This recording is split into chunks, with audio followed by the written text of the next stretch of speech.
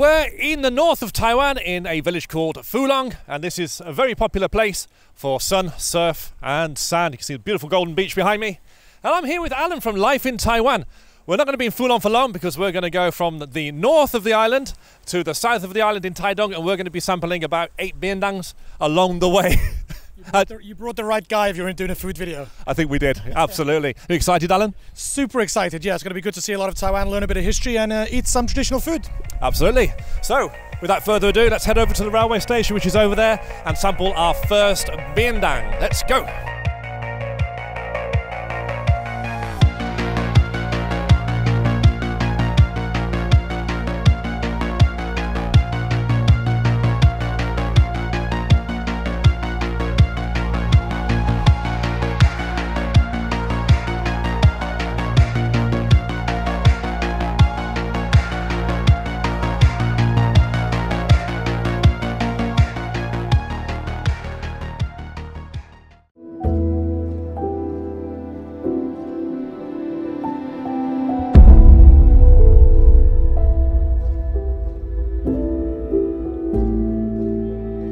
We start our rather silly and exceptionally ambitious challenge of eating 8 lunchboxes in one day in Fulong, home of sun, surf and miserable winter weather.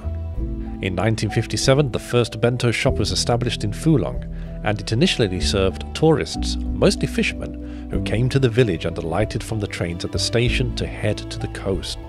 Finding traditional soups and noodles difficult to carry to the beach, the Fulong lunchbox was born. Only 50 bento boxes could be produced a day, and the dish barely resembled what you see today. Now the ingredients in the lunchbox are fixed and have remained the same for over 30 years.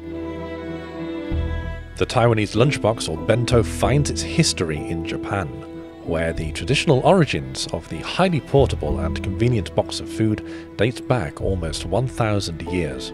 The first lunchboxes to be eaten on Taiwanese soil were most likely by Japanese colonizers in 1895, and it was from this point on that bento boxes became a staple of Taiwanese cuisine. The original shop, of course, still remains, and Ama, the founder, still insists on the highest quality ingredients.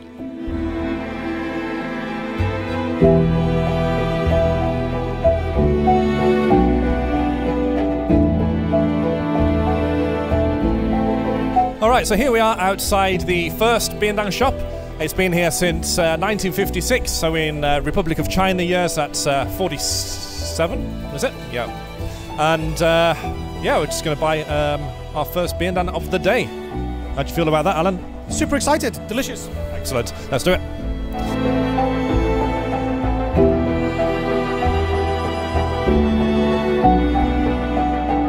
The thing about Fulong biendang is that originally it was designed for the fishermen who came from Taipei to fish along the coast in Fulong, you know, 60 years ago almost, and it kind of developed into more of a tourist biendang or a commuter biendang. So the passengers coming from Taipei to Yilan and Hualien, halfway through the journey they would stop in Fulong, and the restaurateurs there, they had the genius of idea of producing biendangs and then selling them on the platform.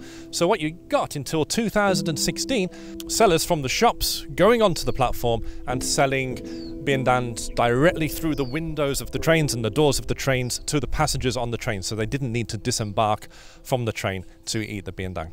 Since the opening of the freeway tunnel linking Taipei to Yilan directly, passenger volumes have decreased dramatically, and 2016 saw the doors close on bento sold directly to passengers from the platform. Another great loss of culture and tradition to progress. A further issue for the platform bento sellers was the price the TRA charged. If you wanted to sell a lunchbox from the platform, it would cost you 100,000 Taiwanese dollars per month. As of 2020, a total of 20 shops were still selling Fulong lunchboxes, although variation between the ingredients is slight.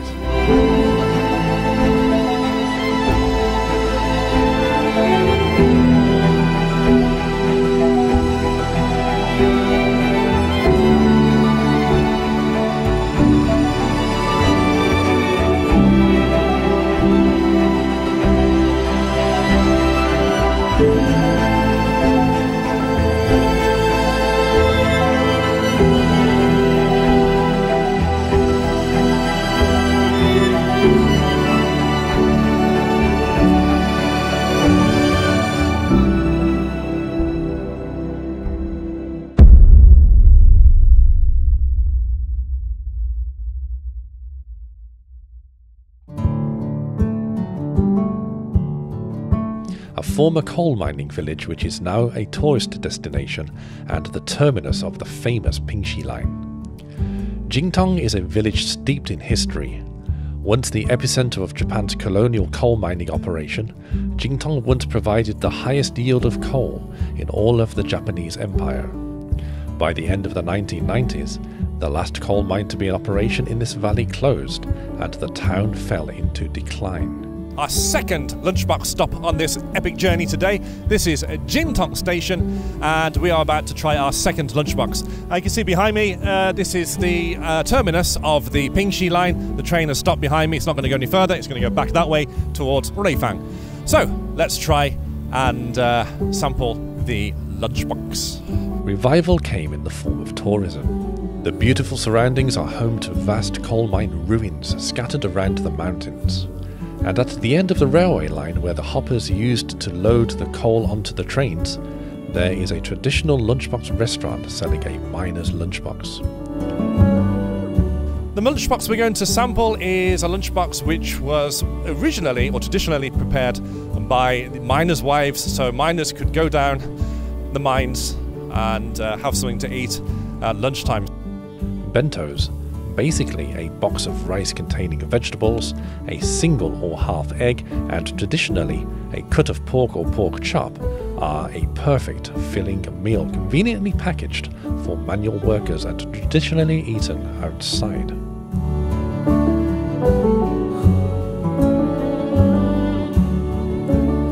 Now the mines are all but gone, but the traditional lunchbox the miners used to eat can still be experienced. So here we are, second biendang of the day. Actually, it was closed when we got here. They don't open until 11. So yesterday I came and I got one of the biendangs, stored it overnight in the refrigerator, and it's nice and cold, ready to eat right now. Alan? It looks good. It looks very traditional, bamboo-style box, and then the train tracks looks like a perfect location to go and sit and eat. Let's go and eat the biendang.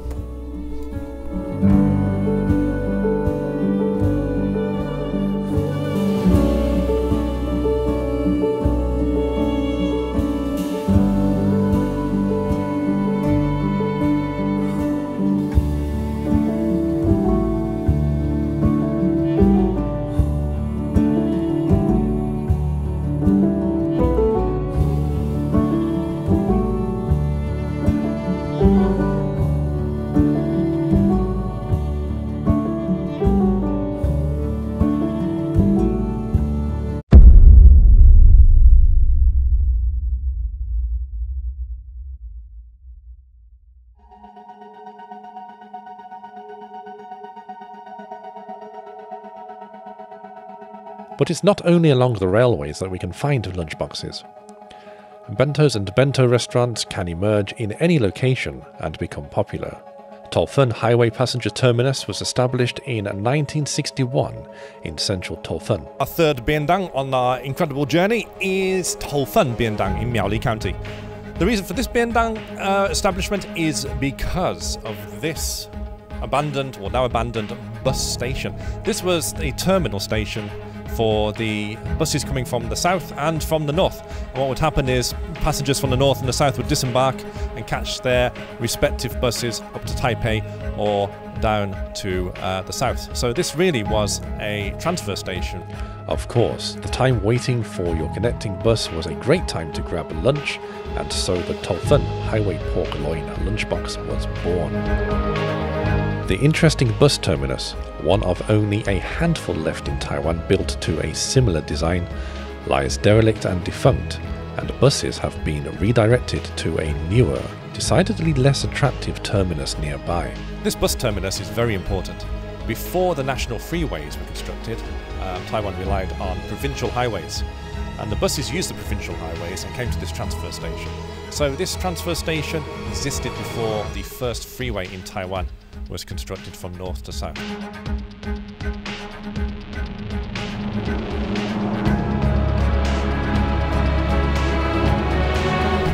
So I'm now standing in the waiting room of Tolfen bus terminus, and this is probably where the passengers would have bought their tickets and also waited for their connecting bus, and of course also eaten their biendang from the shop established just next to the station. Despite no further bus traffic, the lunchbox still survived, powered by its legacy over the years as an important refueling station. Opened right next to the unique crescent moon and sun-shaped bus terminus around 60 years ago, the lunchbox and its ingredients remain unchanged.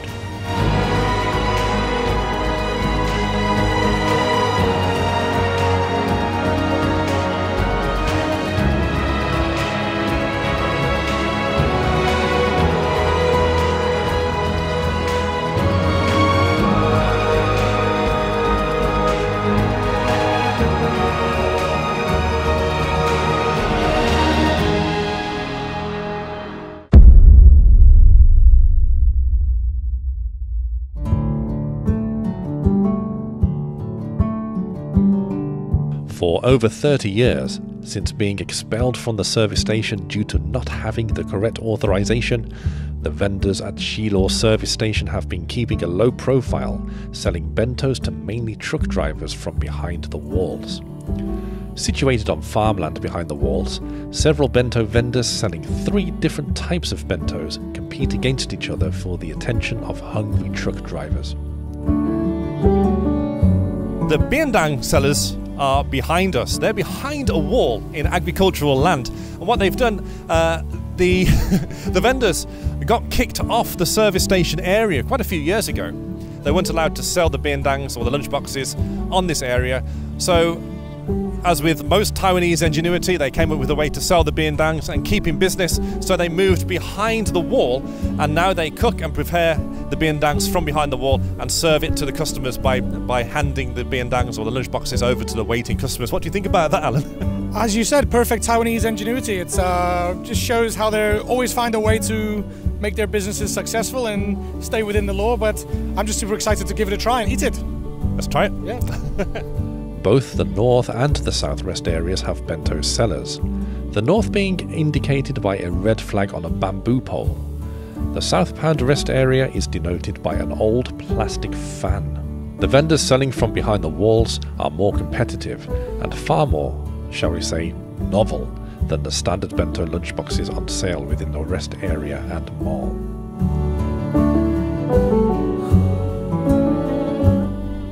And you can see behind me just where they've set up the tents against the wall here, against the freeway service station area. And this is where they prepare the meals and hand the lunchboxes over the wall to the waiting customers on the other side. Now then, there are 2 areas in this service station area where they sell the lunchboxes. There's the northbound and the southbound.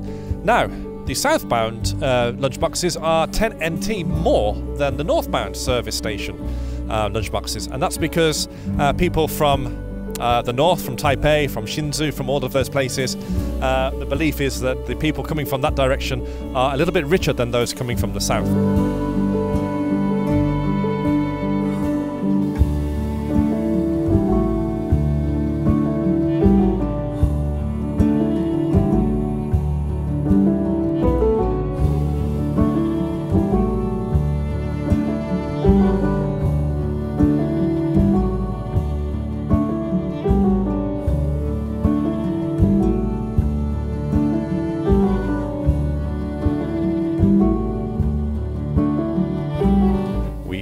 Already behind our target, and we need to hurry up.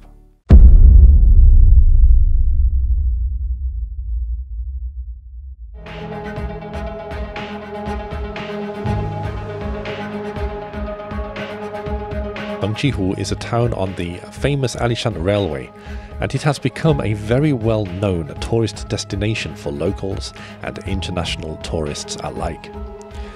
The Alishan Railway is a mountain railway which is 51 miles long and reaches an elevation of 7,270 feet. The railway was extended to Fengqihu in 1912. The old trains there from the 1920s, 1930s, and they were used to get the wood from the mountains, all the timber, down to Chiayi. During the early days, there was 1 train service in each direction each day. As Fengqihu was located roughly in the middle of the route, the 2 steam locomotives would both stop here around noon to add coal and water. Passengers were free to walk into town, so locals began selling railway bentos to those passengers to eat while they waited for the train crews to ready the trains. So of course, it's a great place while the workers were waiting for their train up. Great place to have a biendang. So the first food sold at this station was from somebody just selling food by the side of the tracks. And of course, over time, Japanese bento was created and sold to government workers. During the 1950s, logging activities started to decline along the railway, so the government started to encourage tourism in the area. Gradually, tourists replaced workers as the chief consumers of the Fengqihu Railway bento. And the lunchbox became a staple for tourists coming to this area from the 1950s onwards. And you can see that the Alisan bento, now the Alisan lunchbox, is very popular amongst tourists, both foreign and domestic alike, especially from Japan, because of course the bento originated during Japanese colonial times. Due to the extremely prosperous business and not wanting to miss out on a very good opportunity to make money, many new bento stores opened up. During their heyday, there were more than 20 bento operators in the village around the station. Until the opening of the Alisan Highway in 1982, which took a lot of the passenger traffic away from the village, Fengqihu was entitled Bento Kingdom. Now, despite Alisan being a fantastic place and Fengqihu being a lovely railway station, it is very crowded, especially at the weekends. So my advice is to come on a weekday if you can, and just enjoy the sights, the nature, the sounds of the mountains. It's a beautiful place.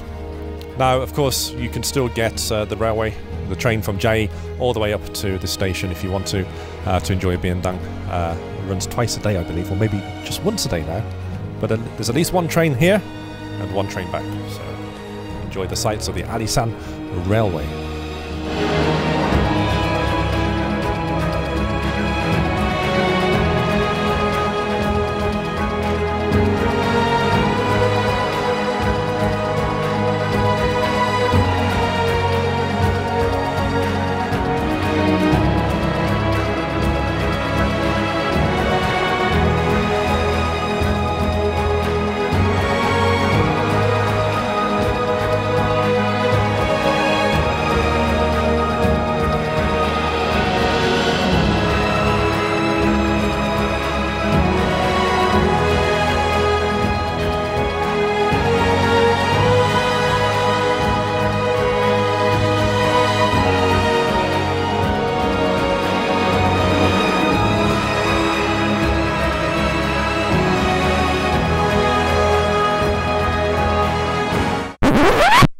And this is where it all went wrong.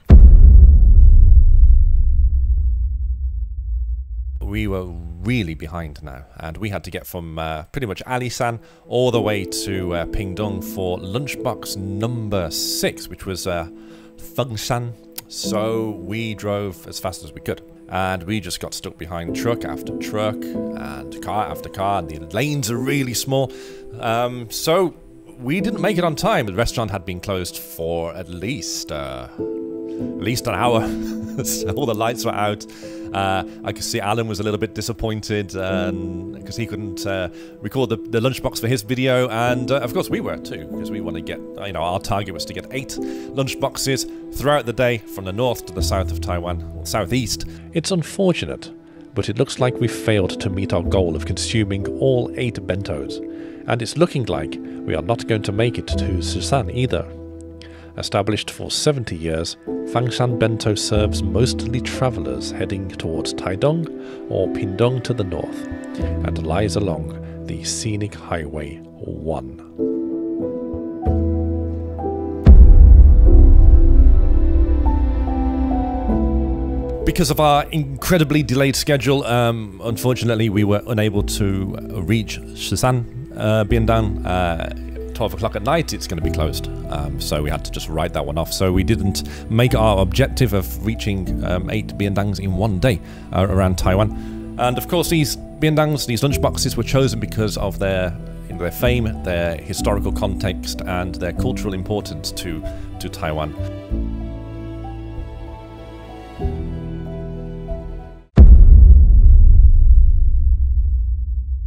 Guanshan bento is my favorite bento in all of Taiwan. We still didn't get to Guanshan until past 11 o'clock.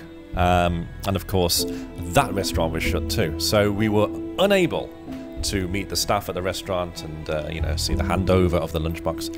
However, luckily we arranged for the boss of the restaurant to give the lunchbox to the Family Mart next door, and we were able to, well, hopefully, pick up the lunchbox from the staff. We've gone from a train station in the north of Taiwan, Fulong, down to a train station in the southeast, Guanshan, and it's quite fitting because they are both traditionally biendang or lunchbox train stations. The lunchbox from the shop just here was sold on the platform, just like in Fulong. So it's kind of like we've completed the circle. So even though we didn't really get every biendang shop we wanted, like Shishan and where was it, Fangshan, we still managed to kind of finish the day off in a nice complete way. By the time we got to the Family Mart, there had been a change of staff, and of course the staff member there had no idea that we were on our way and no idea that we were there to collect the lunchboxes. Now he didn't know there were some lunchboxes there behind the counter waiting for us, so we were just disappointed, and we thought it was just a really bad end to the whole day.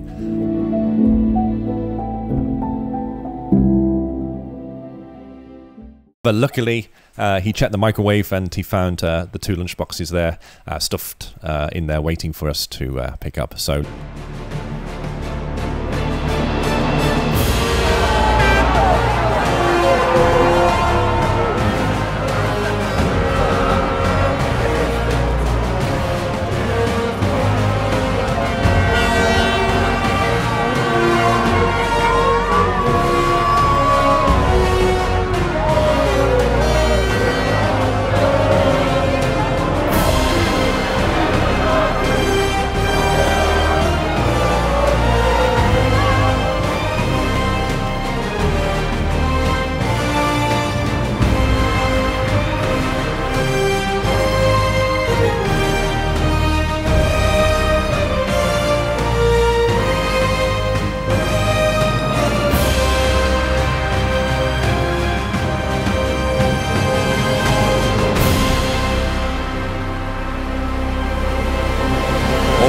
So we've gone all the way from the north to the south of Taiwan. We tried to get in 8 biendangs. However, we only managed to get 6. We failed. It's very difficult to get from the north of Taiwan to the southeast in one day and take in all of those biendangs, especially when we had to go and do a detour all the way up into the area of Anisan. So it is what it is. We tried our best, but at the same time, we had a great day with Alan from Life in Taiwan. It's been really interesting spending the day with him. And yeah, we're going to do something similar again soon, I guess. But it was a crazy idea. They don't always work out, but it's still a success. We still made it. And it's time to go home. So we have a long journey back. We're going to see you next time. And it just leaves me to thank and say goodbye to Alan. It's been a great day. It's been very tiring, hasn't it? It's been a long one. Yeah, It has been a long day. And so what do you want for dinner? I'm good, thanks. I'll be okay till breakfast, yeah. But I just want to say thanks for everybody for watching. And to anybody that's come over from my channel to Trax Guanxi Media, thanks for coming over. Don't forget to get your comments in down below with entries for the prize draw. And if you don't know what the prize draw is about, go watch my video where I'll explain what it's all about. Yeah, thanks very much, Alan, for joining us today. It's been a real pleasure.